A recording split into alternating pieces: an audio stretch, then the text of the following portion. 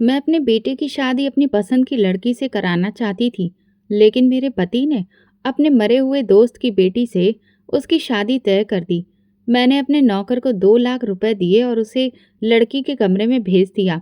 उससे कहा कि उसकी जिंदगी बर्बाद करके उसे मार देना, बाकी मैं खुद संभाल लूंगी। उस वक्त मेरे पति घर पर नहीं थे। नौकर कमरे में गया तो लड़की की चीख सुनकर मेरा दिल बहुत खुश हुआ। कुछ देर बाद उसकी आवाज बंद हो गई। मैं खुशी से झूमने लगी, लेकिन उसी वक्त मेरी जान निकल गई जब वो लड़की तो मेरी बेटी के कमरे से निकल कर आई और बोली, आंटी, मेरे कमरे में तो आपकी बेटी सोई हुई थी। ये सुनते ही मैं भागती हुई ऊपर पहुंची और कमरे का दरवाज़ा खोला। सामने का मंजर देखकर मेरी जान निकल गई, क्योंकि मेरी बेटी ज़मीन पर, मेरे पापा के दोस्त और उनकी पत्नी एक हादसे में गुजर गए थे। उनकी इकलौती बेटी अनाथ हो गई थी, इसलिए पापा उसे हमारे घर लेकर आ गए। मैंने जब उसे पहली बार देखा तो ऐसा लगा जैसे वक्त एक पल के लिए रुक गया हो। उसके चेहरे पर सिर्फ सादगी और खामोशी थी। वो कुछ बोली नहीं, बस धीरे से घर की दहलीज पर कदम रखा और आंगन में आकर खड़ी हो गई। लेकिन उसका वो कदम हमारे घर के सुकून पर बिजली बनकर गिरा था। माँ की आंखें उसे देखकर गुस्से से लाल हो रही थीं और माथे पर बल पड़ गए थे। माँ जोर से चिल्लाकर बोली, देखो जी, इस लड़की को चुपचाप वापस छोड़ आओ, और अगर ऐसा नहीं हुआ तो मुझे तलाक दे दो। पापा ने कुछ नहीं कहा, बस एक ठंडी सांस ली और अपने कमरे में चले गए। माँ की आंखों से नफरत साफ झलक रही थी। वो ना उस लड़की को देखना चाहती थी, ना ही एक मिनट के लिए घर में बर्दाश्त कर पा रही थी। मैंने तुरंत अदिति को अपने कमरे में ले जाकर बिठा दिया। वो कुछ भी नहीं बोली, बस बैठकर खाली नजरों से कमरे को देखती रही। मैं उसकी हालत समझ सकती थी। उसने अपने माँ बाप को खोया था और अब जिस घर में वो आई थी वहां उसके लिए कोई जगह नहीं थी, सिर्फ नफरत थी। लेकिन वो बिल्कुल भी शिकायत नहीं कर रही थी, जैसे हर दुख को अपने अंदर ही अंदर निगलने की आदत उसे हो चुकी हो। उस शाम घर दो हिस्सों में बट गया। एक तरफ माँ और उनके जिगर का टुकड़ा मेरा भाई रोहन, और दूसरी तरफ पापा और मैं। रोहन ने माँ की बात मान ली। उसने अदिति से साफ इनकार कर दिया, बल्कि वो नजरें तक चुराने लगा। शायद वो अपनी माँ का लाडला था। शायद उसने माँ की आंखों में छुपी नफरत को इतनी गहराई से महसूस कर लिया था कि वो खुद भी उसी रंग में रंग गया था। मैं जानती थी कि रोहन का दिल नरम है, लेकिन माँ के प्यार के सामने शायद हर जज्बा छोटा पड़ जाता है। अदिति को ऊपर वाले फ्लोर पर शिफ्ट कर दिया गया था, जहाँ पापा ने कुछ ही दिनों में मरम्मत का काम अच्छे से करवाया था, मगर वहां की सफाई अभी बाकी थी। मैं रोज शाम को उसके पास बैठती, थोड़ी देर उससे बातें करती, मगर ज्यादातर वक्त वो खामोश रहती थी। वो किसी से कुछ मांगती नहीं थी, कुछ कहती नहीं थी, जैसे दुनिया की हर उम्मीद उसके लिए दफन हो चुकी हो। अदिति के लिए माँ का जो ठंडा रवैया था, वो पिताजी के लिए भी कोई नई बात नहीं थी, लेकिन अब उनमें कुछ ऐसा जहर आ चुका था जो पहले कभी उनके व्यवहार में नहीं देखा था। वो खामोशी, मगर उनकी खामोशी भी चिंगारी सी थी। मैंने कई बार उनकी आंखों में वो साया देखा जो इंसान को अंदर ही अंदर खा जाता है। मैं हैरान थी कि आखिर वो इतनी नफरत क्यों कर रही हैं। वो तो एक बच्ची है, क्यों उसकी मौजूदगी बर्दाश्त नहीं कर पा रही। इन सवालों के जवाब तक मेरे पास नहीं थे, लेकिन फिर मुझे अंदाजा होने लगा था कि अतीत में जरूर कुछ ऐसा हुआ है जो माँ की नफरत को इतनी हद तक ले आया। उधर रोहन बदल गया था। वो जो कभी हंस हंस कर बात करने वाला भाई था, अब हर वक्त चुपचाप रहता था। कभी कभार गुस्से से बात करता और अक्सर माँ के साथ ही बैठा नजर आता था। एक दिन जब अदिति आंगन में पौधों को पानी दे रही थी तो रोहन वहीं से गुजरा। उनकी नजरें मिली और एक लम्हा भर को वक्त थम सा गया। रोहन की आंखों में हैरत और कशिश दोनों थी, और अदिति ने पहली बार नजरें झुकाने से पहले थोड़ी देर के लिए रोहन की तरफ देखा। वो लम्हा मैंने महसूस किया, और मैं समझ गई कि खामोशी में भी जज्बात पलते हैं। लेकिन माँ की आंखें कुछ भी छुपा नहीं सकती। जब माँ को रोहन और अदिति की नज़र टकराने का एहसास हुआ तो जैसे वो अंदर ही अंदर फट गई। उनके लिए ये सिर्फ एक लड़की नहीं थी, बल्कि कोई पुराना जख्म थी जो वक्त के साथ अब नासूर बन चुका था, और इस नासूर को अब वो पूरी तरह से खत्म कर देना चाहती थी। मैंने माँ को उस दिन आईने के सामने खुद से बात करते सुना था। वो कह रही थी, अब मैं कुछ भी कर जाऊंगी, कुछ भी, किसी भी हद तक, लेकिन उसे यहाँ बिल्कुल भी नहीं रहने दूंगी। ये सुनकर मैं अंदर ही अंदर घबरा गई। माँ, वो माँ थी जो कभी हम पर भी अपनी जान न्यौछावर करती थी, पर अब उनकी आंखों में सिर्फ एक जज्बा था, इंतकाम का। उसी रात मैं छत पर बैठी हुई थी, ठंडी हवा के मजे ले रही थी। नीचे से अदिति की सिसकियों की आवाज आ रही थी, जैसे वो किसी बुरे सपने में रो रही हो। मैं जानती थी कि वो सपने में नहीं, बल्कि हकीकत में रो रही थी। उसकी दुनिया पूरी तरह उजड़ चुकी थी। इस घर में भी उससे प्यार करने वाला कोई नहीं था। मुझे नहीं पता था कि आने वाले दिनों में क्या होने वाला है, मगर एक बात मैं जरूर जानती थी कि ये कहानी अभी शुरू हुई थी और मैं इस कहानी का वो किरदार बन चुकी थी जिसे हर दर्द महसूस कराना था, हर मंजर देखना था और हर सच जानकर भी चुप रहना था। ऊपर वाला फ्लोर जैसे किसी पुरानी भूली बिसरी याद की तरह बना था। फर्श पर मिट्टी की मोटी परत थी और खिड़कियां ऐसे बंद थीं जैसे सालों से किसी ने उन्हें खोला ही ना हो। उन पर बहुत बड़े बड़े जाले लगे थे। जब पापा ने अदिति को वहां ले जाकर कहा कि अब से यही तुम्हारा कमरा है, तो उसकी आंखों में वही खामोशी लौट आई जो उसके चेहरे से कभी जाती ही नहीं थी। उसमें ना कोई शिकायत थी, न सवाल, जैसे वो हर नाइंसाफी को अपनी किस्मत का फैसला मानकर चुपचाप सब कुछ कबूल कर चुकी हो। मैं अगले दिन सुबह ही उसके पास चली गई। झाड़ू, कपड़ा, पानी की बाल्टियां और पुराने गंदे कपड़े उठाकर हमने सफाई शुरू की। वो खामोशी से काम कर रही थी। मैंने उससे कोई भी बात नहीं की। शायद मैं जानती थी कि कभी कभार खामोशियां सिर्फ वक्त के गुजरने से ही बोलने लगती हैं। कमरे का एक कोना खास तरीके से बिखरा पड़ा था, जहां एक पुराना अलमारी नुमा फ्रेम झुका हुआ खड़ा था। उसके नीचे कुछ डिब्बे और टूटे हुए बोर्ड रखे थे। जब हमने वो जगह साफ करना शुरू किया तो मेरा हाथ एक लकड़ी के बक्से से टकराया, जिस पर मोटी मिट्टी की परत जमी हुई थी और जंग से भरा हुआ ताला लगा था। ये बक्सा बहुत भारी था और उसकी मौजूदगी कुछ ऐसी थी जैसे वो बरसों से किसी गहरे राज की निगरानी कर रहा हो। मैंने उसकी धूल साफ की और फिर बक्से को ताकत लगाकर बाहर खींच दिया। अदिति ने चौंक कर मेरी तरफ देखा। शायद उसे कुछ अंदाजा हो गया था, या फिर वो मेरी बेचैनी को महसूस कर चुकी थी। मैंने उसे कुछ भी नहीं कहा, बस तौलिया लेकर बक्से को अच्छे से लपेटा और एक जोरदार पत्थर से ताले पर चोट मारी।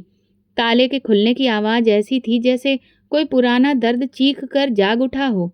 बक्से का ढक्कन फिर मैंने धीरे से उठाया और अंदर जो कुछ भी था वो देखकर मैं पत्थर सी हो गई। वहां पर मुरझाए हुए कई गुलाब के फूल थे जो अब पूरी तरह से सूख चुके थे और काले रंग के हो चुके थे, जैसे कि वो किसी की मोहब्बत की अर्थी पर बिछाए गए हों। उसमें एक खूबसूरत सा चमचमाता हुआ परांदा था जो शायद कभी किसी दुल्हन के बालों में चमका होगा। कुछ टूटी हुई चूड़ियां थीं जिनका रंग अब बहुत ही हल्का पड़ चुका था। उन सबके बीच एक कपड़े में लिपटी हुई डायरी भी रखी हुई थी और कुछ पुराने लिफाफे थे जिन पर धुंधली स्याही से कुछ पते लिखे हुए थे। मैंने वो डायरी खोली और जैसे ही पहला पन्ना पलटा, कुछ तस्वीरें उसमें से नीचे गिरीं। मैं झुककर उन्हें उठाया और वो पल, वो लम्हा जैसे किसी ने मेरे दिल पर ठंडी बर्फ रख दी हो।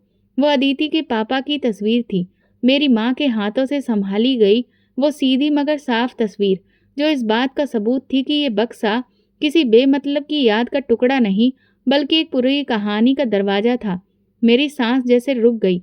मैंने जिंदगी में कभी भी नहीं सोचा था कि मेरी माँ के दिल में कोई ऐसी याद भी होगी, कोई ऐसा रिश्ता छुपा होगा जिसका हमें अंदाजा तक नहीं था।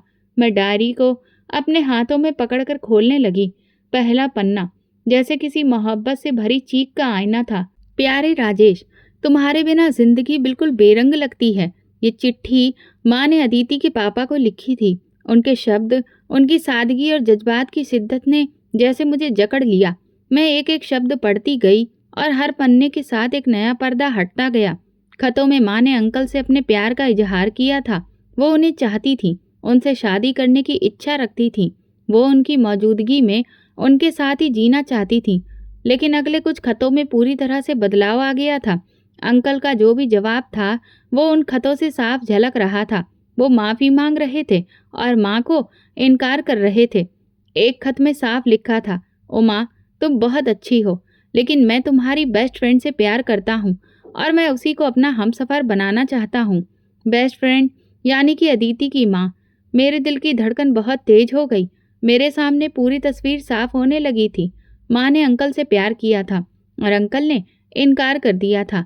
वो प्यार जो किसी के भी वजूद को जलाकर राख कर दे, वो मोहब्बत जो पूरी तरह से रद्द कर दी गई हो, और इनकार होने के बाद जो कुछ बचता है वो या तो खामोशी होती है या फिर बदला।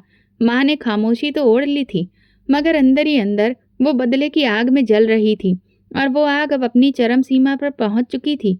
यही वजह थी कि उन्होंने अंकल से सारे रिश्ते तोड़ दिए होंगे। वो कभी उनके घर नहीं गईं और उन्हें कभी अपने घर भी नहीं आने दिया।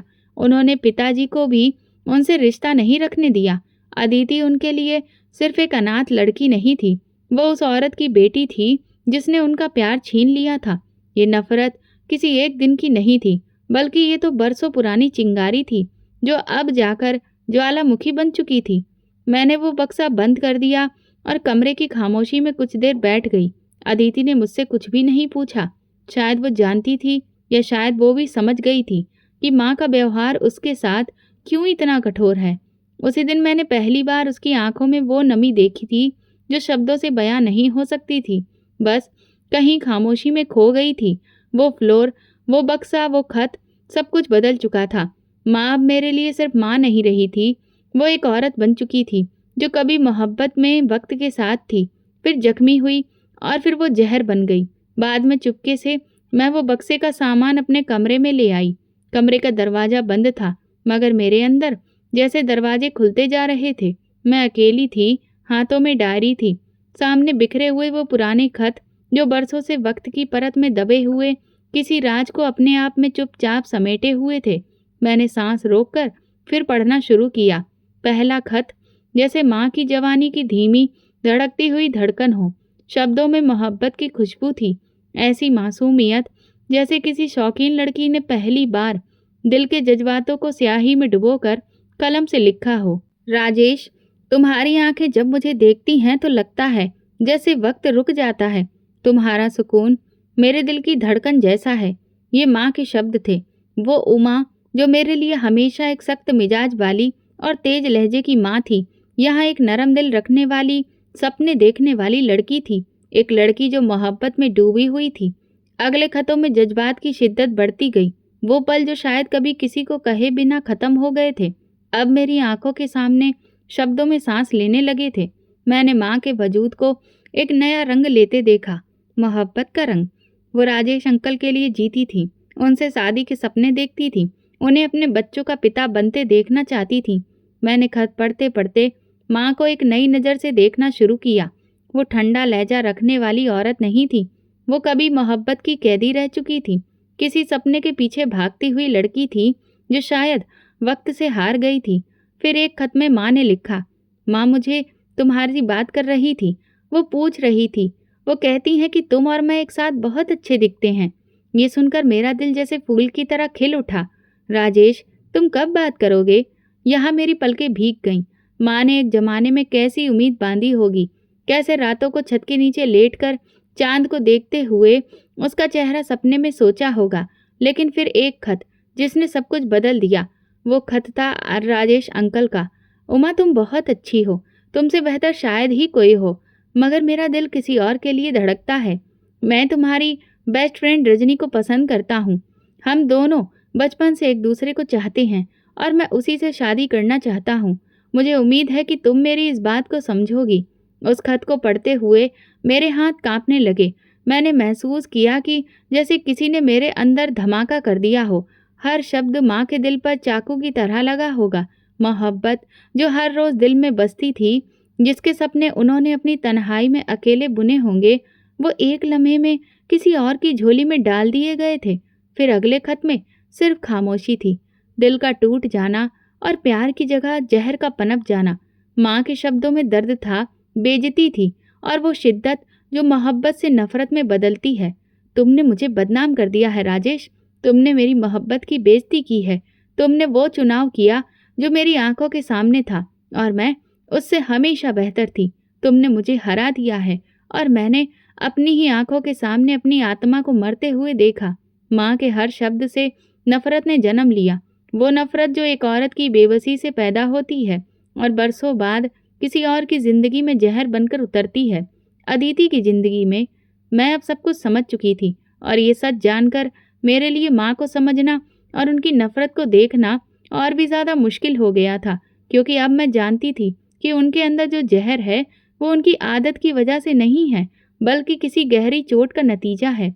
एक ऐसी चोट जो वक्त के साथ नासूर बनी और फिर उसकी जड़ों ने पूरे वजूद को खुद में लपेट लिया था। मैं देर तक बैठकर उन खतों को गोद में रखे खाली नज़रों से सोचती रही, छत को देखती रही। दिल में एक दर्द सा उतर आया था। मैं सोच रही थी कि अगर अंकल ने माँ को चुन लिया होता तो शायद हमारी ज़िंदगी कुछ और ही होती। शायद मैं प्यार की गोद में सुकून पाती। शायद अदिति हमारे लिए सिर्फ अनाथ लड़की नहीं होती, बल्कि प्यार की निशानी होती। लेकिन ऐसा नहीं हुआ, और जो नहीं हुआ वही सब कुछ बर्बाद कर गया। घर अब वो घर नहीं रहा था जहाँ हंसी की आवाज़ें गूंजती थीं, या शाम को चाय के वक्त सब लोग एक जगह बैठते थे। हर कमरे में खामोशी का बोझ दिखाई देता था। दरो दीवार भी जैसे एक दूसरे से नज़र चुरा रहे थे। हर इंसान अपनी ही दुनिया में कैद था, मगर सबकी सांसों में बस एक ही कमी गूंज रही थी, अदिति। अदिति के लिए माँ का व्यवहार दिन ब दिन सख्त होता जा रहा था। वो अदिति से ऐसे बात करती जैसे वो कोई बोझ हो, या कोई ऐसी चीज़ जो अशुद्ध हो गई हो और घर की हवा को गंदा कर रही हो। कभी उसे नाश्ता नहीं मिलता तो कभी उसे पूरे घर का काम करवाया जाता, और अक्सर ऐसे ताने दिए जाते कि जैसे अनाथ होना कोई गुनाह हो। अनाथ हो तो सर झुकाकर जियो, सर उठाने की तुम्हारी औकात नहीं है। लेकिन इस सब के बावजूद अदिति के चेहरे पर एक खामोश सी रोशनी थी। वो हर काम चुपचाप करती, कभी किसी से न लड़ती, न कभी शिकायत करती। उसकी आंखों में अजीब सी खामोशी बोलती थी जो सुनने वाले को बेचैन कर देती थी। और शायद यही चीज़ थी जो रोहन को बेबस कर रही थी। रोहन, जो माँ की बातों में आकर अदिति से दूर था, अब धीरे धीरे उसकी तरफ खिंचने लगा था। मैंने उसे कई बार ऊपर की तरफ देखकर कुछ सोचते हुए देखा था, जैसे वो कुछ कहना चाहता हो, लेकिन शब्द गले में फंस जाते हों।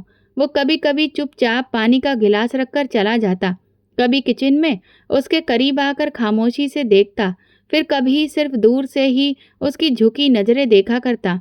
अदिति ने कभी भी आंख उठाकर रोहन को नहीं देखा था। शायद वो जानती थी कि कोई भी जज्बा, कोई भी नज़र उसके लिए खतरा बन सकती है। वो माँ की नफ़रत को बहुत अच्छी तरह से जान चुकी थी और उसका सामना करने की हिम्मत उसमें नहीं थी। लेकिन रोहन की नज़रों में वो बेकरारी थी जो छुपाए नहीं छुप रही थी। कभी कभी वो नीचे आकर बेवजह मुझसे अदिति के बारे में सवाल करता। वो खाना खा चुकी है? वो ठीक है?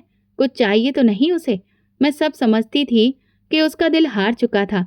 अदिति की मासूमियत, उसका सुकून, उसकी आंखों की बेबसी ने रोहन के दिल में एक आग सी लगा दी थी। और ये वो मोहब्बत थी जो शब्दों की मोहताज नहीं थी। ये नज़र, खामोशी और जज्बे की कहानी थी।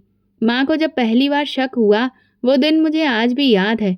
रोहन ऊपर कुछ सामान देने गया हुआ था और मैं नीचे किचन में थी। माँ दरवाजे के पीछे खड़ी हुई थी और उन्होंने रोहन को अदिति को एक पुराना चम्मच देते हुए देख लिया था, जिसमें कुछ भी ऐसा खास नहीं था। वो एक साधारण सी बात थी, मगर माँ की आंखों ने उसमें कुछ और ही पढ़ लिया था, जैसे उनके दिल में एक छुपा जहर जाग गया हो। उसी दिन के बाद माँ की नज़रें बदल गईं। वो हर वक्त चौकन्ना रहने लगी थी। अदिति के हर कदम पर उनकी नज़र होती और रोहन के हर बहाने पर वो शक करती। उन्होंने बातों बातों में रोहन से कहना शुरू किया, तुम्हें भी तो एक दिन घर बसाना है, कोई अच्छी सी अमीर सी लड़की ढूंढेंगे तुम्हारे लिए। रोहन ये सुनते ही चुप हो जाता या फिर कमरा छोड़कर चला जाता। मैं माँ की आंखों में वो नफरत देख रही थी जो सिर्फ दुश्मनी के लिए नहीं होती। ये वो जहर था जो दिल के किसी एक कोने में जन्म लेता है, जहाँ कभी प्यार बसा ही ना हो। अब उन्हें अदिति की हर सांस खटकने लगी थी और रोहन की नज़रें उनके लिए जंग का ऐलान बन गई थीं। एक शाम जब बारिश हो रही थी, रोहन ने अदिति को छत से नीचे उतरने में मदद की। उसने पल भर के लिए उसके हाथ को पकड़ लिया था, सिर्फ सहारा देने के लिए। मगर माँ ने ये नज़ारा देख लिया। वो कुछ भी नहीं बोली, बस अंदर चली गई। लेकिन उनकी आंखें बता रही थी कि अब कुछ बहुत बड़ा होने वाला है। अदिति और रोहन की ये खामोशी, ये प्यार जो अभी सिर्फ नज़रों और एहसास की सतह पर था, माँ के लिए बर्दाश्त करना मुश्किल बन चुका था, जिसे वो दोबारा सहन नहीं करना चाहती थी। उनके दिल का जख्म अब नासूर बनकर फटने को था। मैं जानती थी कि अब जो होगा वो सिर्फ दिलों की जंग नहीं होगी, वो एक ऐसी जंग होगी जिसमें सब कुछ जलकर राख हो जाएगा। सपना, इज्जत, रिश्ते और शायद इंसानियत भी। रोहन ने जब माँ की आंखों में अदिति के लिए बढ़ती हुई नफरत को महसूस किया तो उसका दिल जैसे अंदर से चटकने लगा था। वो जानता था कि माँ का स्वभाव बहुत ही सख्त मिजाज का है, मगर इस हद तक नफरत होगी ये उसके सपनों में भी नहीं था। अदिति को लेकर माँ की जुबान में कड़वाहट घुलकर आ रही थी और रोहन को हर लम्हा लगने लगा था कि वो किसी ऐसे मैदान में खड़ा है जहाँ अगर एक कदम गलत पड़ा तो सब कुछ बिखर जाएगा। वो कई रातें जागता रहा, छत पर बिना आवाज टहलता रहा और खुद से लड़ता रहा। उसके दिल में प्यार जन्म ले चुका था, मगर सामने दीवार माँ की पहचान की थी और माँ की पहचान एक बेटे के लिए दुनिया की सबसे बड़ी दीवार होती है। माँ उसे बार बार याद दिलाती थी कि उसका रिश्ता एक बड़े घराने की बेटी से तय करवा सकती है। वो चाहे तो उसके लिए पूरी दुनिया कदमों में ला सकती है, बस एक शर्त पर कि वो अदिति से नजर हटा ले। लेकिन रोहन अब वो नहीं रहा था जो सिर्फ माँ के इशारों पर चला करता था। अब वो एक मर्द था, एक आशिक था जो दिल की हदों पर मजबूर था। मन में उसने ठान लिया था, शादी करूंगा तो सिर्फ उससे जिसे मैं दिल से चाहता हूँ। पैसा, रुतबा, सब कुछ दिखावा होता है, मुझे सुकून चाहिए और वो मुझे अदिति के साथ महसूस होता है। ये कहकर जब रोहन कमरे से निकला तो माँ की आंखों में एक लाल रोशनी सी जलने लगी थी। वो कुछ लम्हे कुर्सी पर बैठी रही, फिर धीरे से उठी और खिड़की से बाहर देखने लगी जैसे कोई फैसला कर चुकी हो।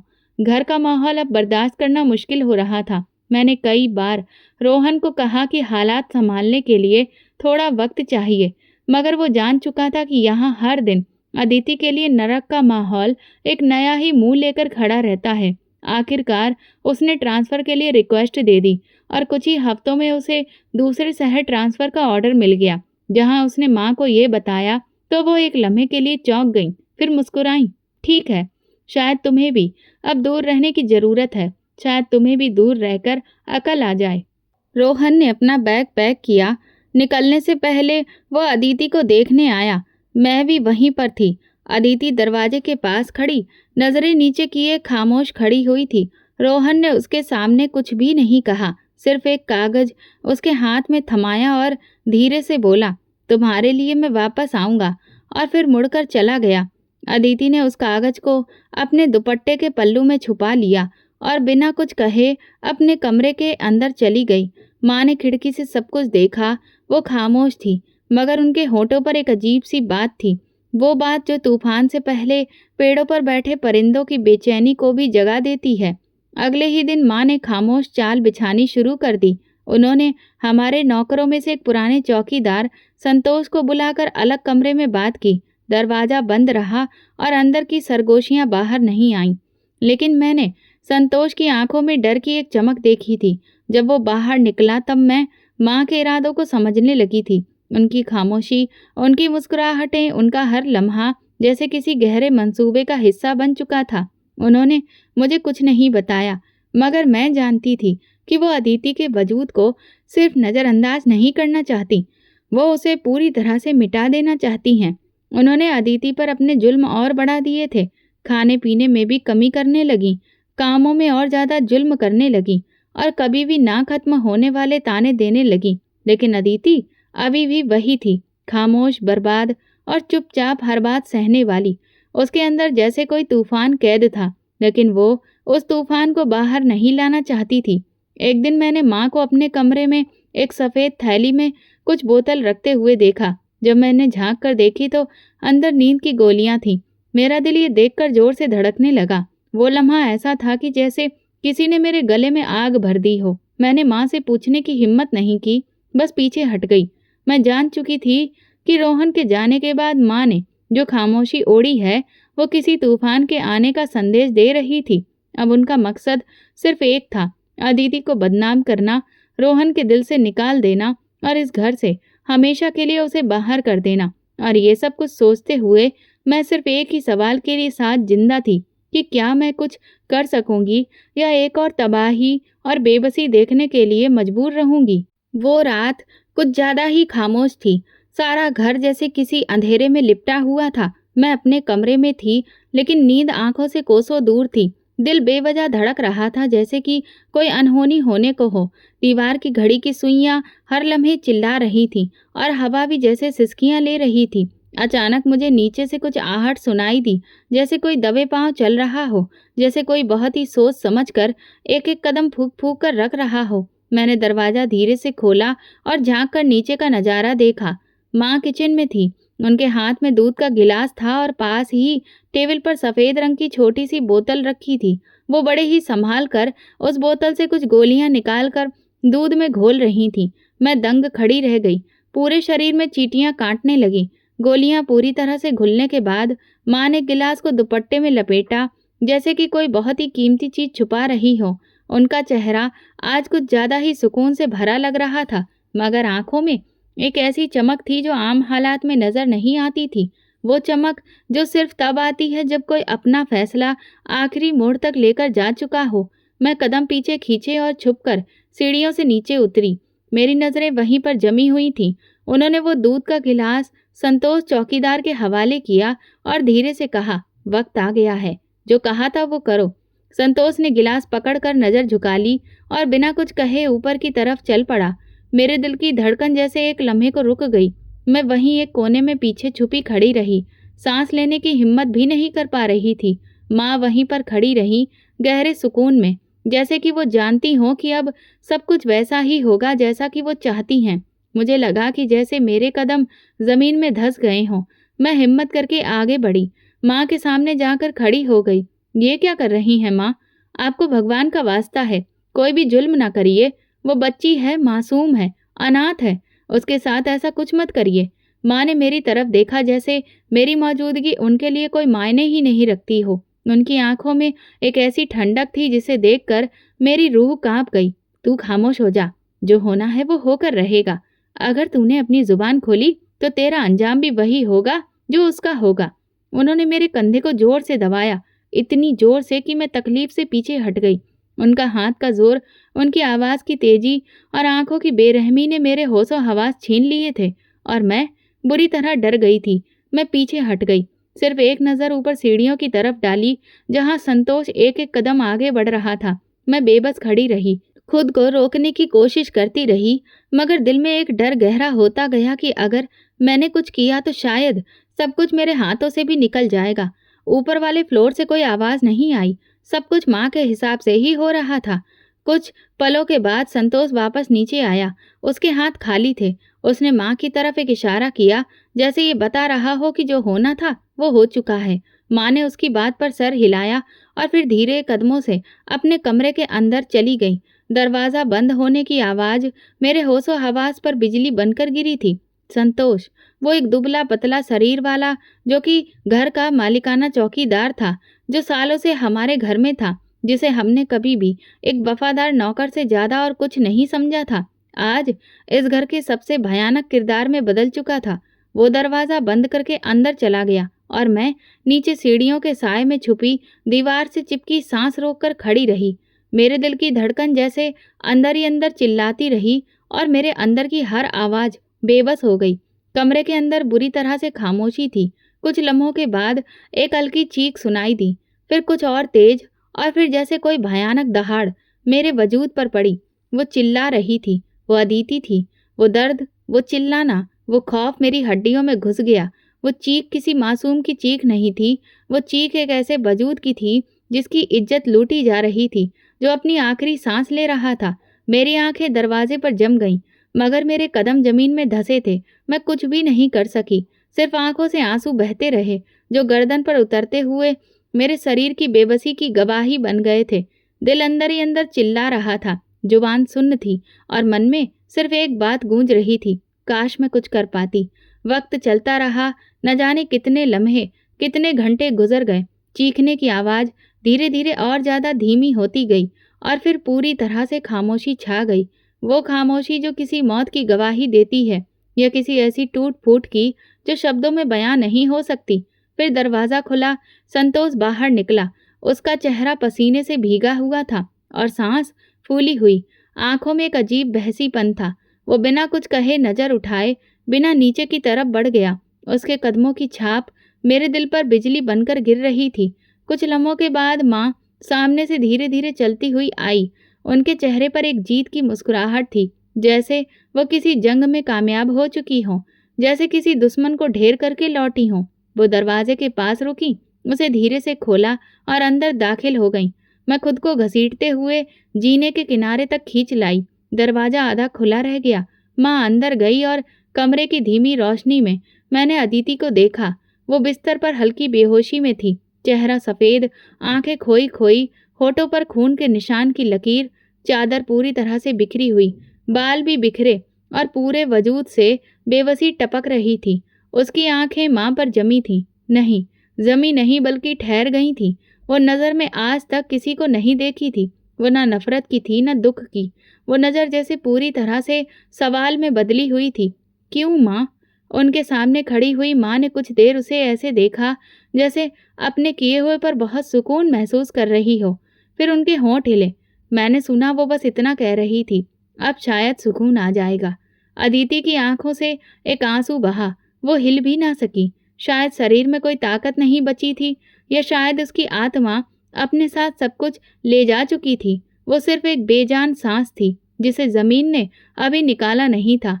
माँ बाहर निकल आई, दरवाज़ा बंद किया और नीचे की तरफ चली गई। उनके कदमों में ना कोई घबराहट थी और ना ही कोई शर्मिंदगी। वो ऐसे चल रही थीं जैसे उन्होंने घर के किसी बेकार कबाड़ जैसे कचरे को ठिकाने लगा दिया हो। और मैं वहाँ बैठकर अपनी आत्मा के अंदर होती टूटन को सहती रही। उस लम्हे मैं सिर्फ एक बहन या बेटी नहीं थी, मैं एक गवाह थी। एक ऐसी गवाह जिसे वो सब कुछ दिखा दिया गया था जो दुनिया में इंसानियत के नाम पर बाकी नहीं बचा था। मेरी उंगलियां फर्श पर रगड़ती रहीं। मैं खुद को सजा दे रही थी। मेरी आंखें बंद हो रही थीं, लेकिन वो नज़र, वो आंखों की सतह पर बार बार आता रहा। अदिति की बेजान आंखें, उसकी खामोश चीख और माँ की ठंडी मुस्कुराहट, सब कुछ। उस रात मैं सोई नहीं, बस टूटती रही हर गुजरते लम्हे के साथ। और वो सब कुछ जो मैंने अपनी आंखों से देखा था, वो मेरे अंदर एक ऐसी शर्मनाक चीज बन गया था जो शायद उम्र भर मेरी हड्डियों में बस जाएगा।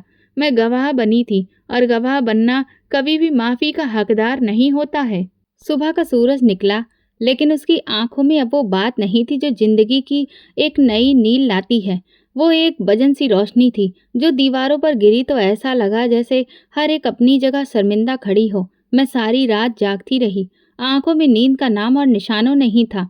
सिर्फ वो मंजर था जो बार बार पलकों पर किसी फिल्म की तरह दोहराया जा रहा था। अदिति की खामोश चीख, माँ की मुस्कुराहट और मेरी अपनी बेबसी। कमरे से हल्की हल्की आहट आने लगी। मैं कान लगाकर सुनने लगी। फिर एक हल्की सी चीख जो मेरे अंदर खंजर बनकर उतर गई। मैं समझ गई थी कि अदिति को होश आ चुका है। मैंने हिम्मत करके सीढ़ियां चढ़ना चाहा, मगर कदम उठ नहीं सके। दिल में एक ऐसी चट्टान आ गई थी जिसने शरीर को जाम कर दिया था। और फिर वो लम्हा जब दरवाज़ा खुला और अदिति लड़खड़ाते हुए बाहर निकली। उसके पाँव बिना चप्पल के थे।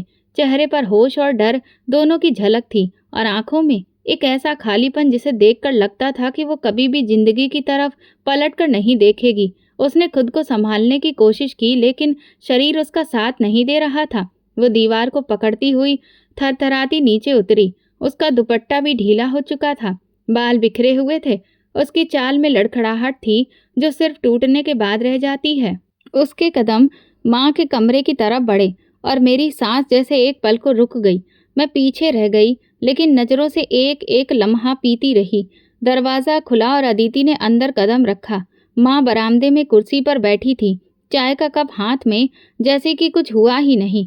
उन्होंने सर उठाया और अदिति को देखा। एक लम्हा खामोशी के रहा, जैसे कि वक्त थम गया हो।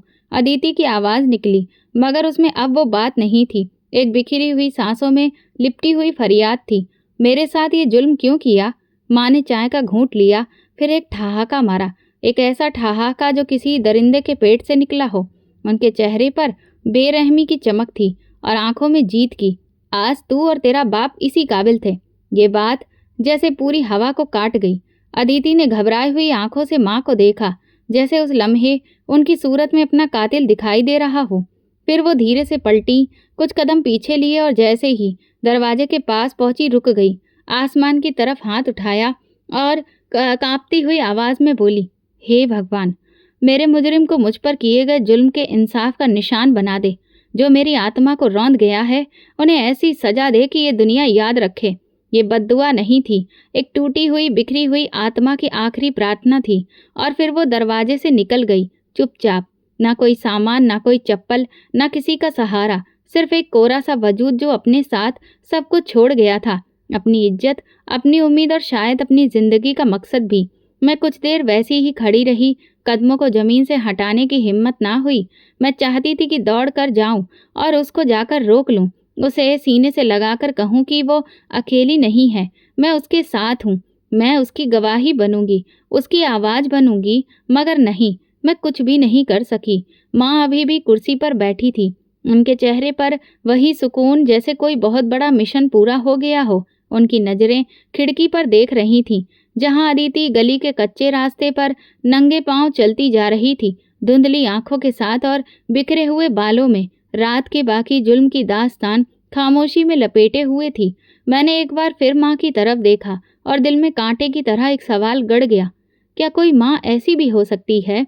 उस दिन सूरज तेज निकला, मगर मेरे अंदर एक अंधेरे ने जन्म लिया था। वो अंधेरा जो मेरी नज़रों के साथ हमेशा के लिए जुड़ गया था, क्योंकि अब मैं सिर्फ एक बहन या बेटी नहीं थी, मैं इस जुल्म को देखने वाली एक दास्तान बन चुकी थी। और अदिति के कदम जैसे ही घर की दहलीज से बाहर निकले, कुछ टूट गया। ना सिर्फ दीवारों के बीच पले उन रिश्तों की बुनियाद में जो पहले ही कमज़ोर हो चुके थे। दरवाज़ा देर तक खुला रहा। हवा ने कुछ लम्हों के लिए सारी फिजा को खाली कर दिया, जैसे किसी ने इस मकान से आत्मा को खींच लिया हो। हर चीज खामोश हो गई, लेकिन उस खामोशी में एक जहर था और उसकी गूंज बाकी रह गई, बद्दुआ की। पापा नीचे के कमरे में थे, वो सब कुछ सुन चुके थे, कुछ देख भी चुके थे, लेकिन उनका चुप रहना सिर्फ बेबसी नहीं था, शायद दिल के अंदर के तूफान को बाहर आने से रोकने की आखिरी कोशिश थी। लेकिन जब उन्होंने अदिति को इस हालत में घर से जाते हुए देखा, अपने साथ बेइज्जती की धूल लिए, तो उनके सब्र का बांध टूट गया था।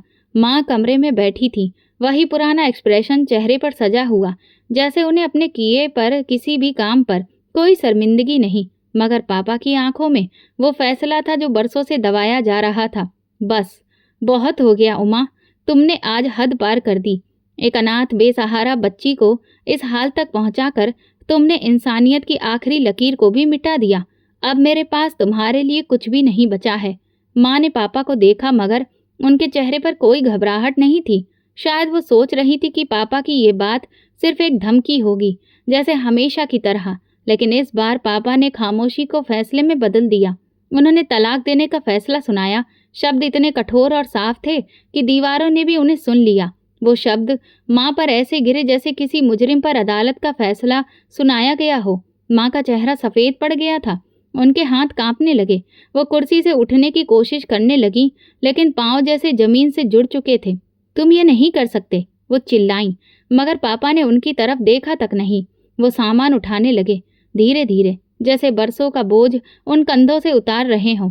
और फिर बिना किसी और बात के वो दरवाज़ा खोलकर बाहर निकल गए। एक और रिश्ता अपने अंजाम को पहुंच चुका था। माँ कुर्सी पर गिर गई, जैसे जान निकल गई हो। उनके हाथ सिर पर गए। वो तड़प कर बोली, मुझे कुछ नजर नहीं आ रहा, मेरी आंखें, मुझे कुछ भी दिखाई नहीं दे रहा। मैं भागकर उनके पास पहुंची।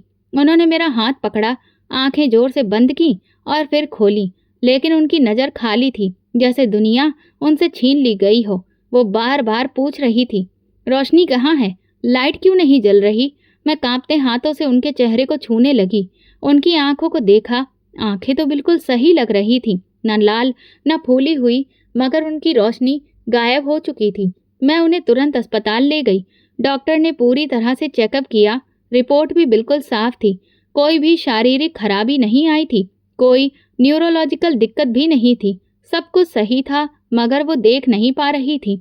ये नर्वस सिस्टम से किसी गहरे सदमे का नतीजा हो सकता है। ऐसी हालत में मरीज की नज़र चली जाती है, मगर आंखों में कोई भी कमी दिखाई नहीं देती। डॉक्टर ने कहा, मैं जान गई थी कि ये सदमा सिर्फ शरीर का नहीं था, ये सदमा आत्मा का था। वो बद्दुआ जो अदिति ने आसमान की तरफ हाथ उठाकर मांगी थी, वो पूरी हो चुकी थी। भगवान ने माँ के कर्मों की सजा के तौर पर अपना पहला वार कर दिया था। मैं माँ को घर ले आई, वो हर पल अब डर में सिमटी बैठी थी, हर आहट पर चौंक जाती, अंधेरे में हाथ मारती और बार बार एक ही बात दोहराती, मुझे बचा लो, मुझे अदिति से माफ़ी मांगनी है।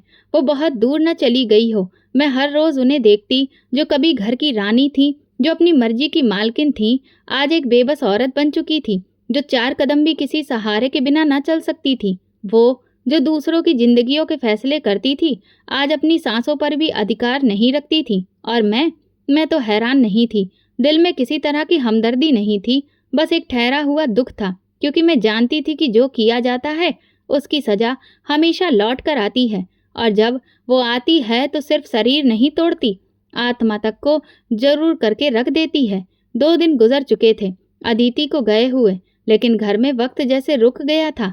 न कोई बात, न कोई हंसी, न कोई हरकत, सब कुछ बिना आवाज के मातम में डूबा हुआ था। माँ दिन रात एक कोने में बैठी अंधेरे को घूरती रहती, उनकी आंखें रोशनी से खाली हो चुकी थीं, मगर माँ का अंधेरा शायद उससे भी ज्यादा गहरा था। वो दिन चमकती धूप लिए आया था, मगर दोपहर के वक्त अचानक एक जोरदार चीख ने सारे घर को हिला दिया। अदिति, मुझे माफ कर दो। आवाज नीचे वाले सर्वेंट क्वार्टर से आ रही थी। मैं दौड़ती हुई नीचे पहुंची और वो मंजर देखा जिससे मेरी आत्मा कांप गई। संतोष, वही चौकीदार जो 2 रात पहले एक मासूम की जिंदगी को रौंद कर आया था, अब दीवारों से टकरा रहा था। उसका सिर खून से सना था, कपड़े गंदे, आंखें फैली हुई और हाथों की उंगलियां मिट्टी में गड़ी हुई थीं। मैंने गलत किया, मुझे माफ कर दो।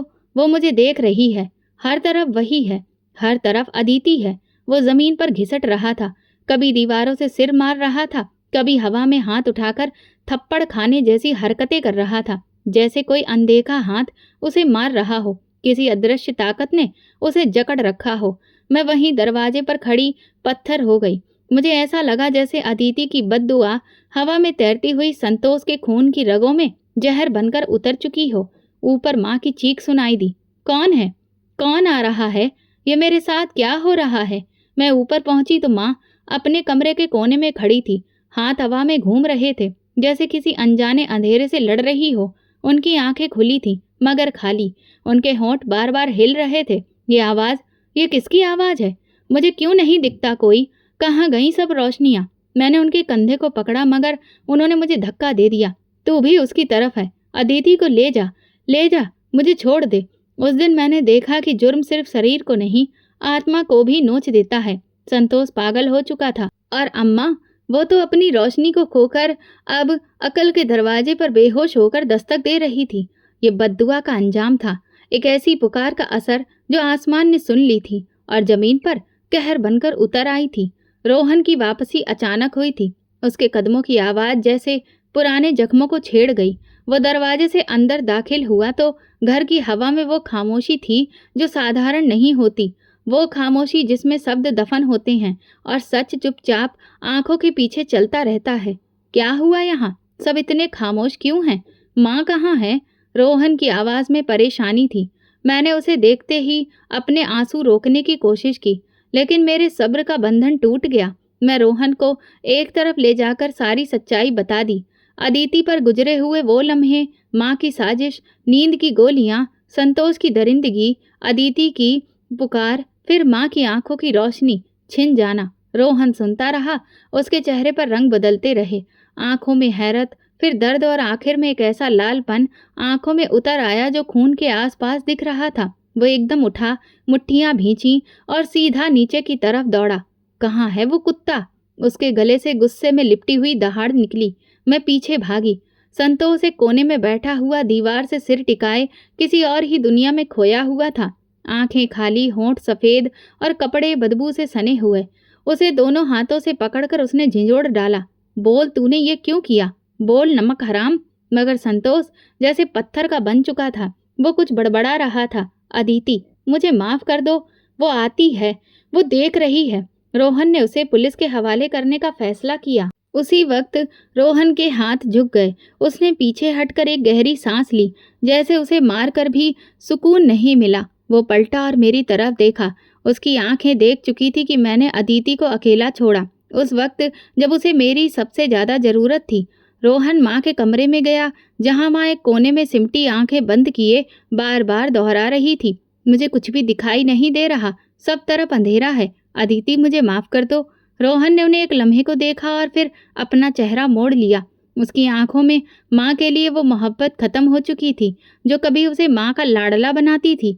वो सिर्फ एक बेटा नहीं था, वो एक मुजरिम इंसान था, जो अपनी खामोशी की सज़ा हर लम्हा अपने सीने पर महसूस कर रहा था।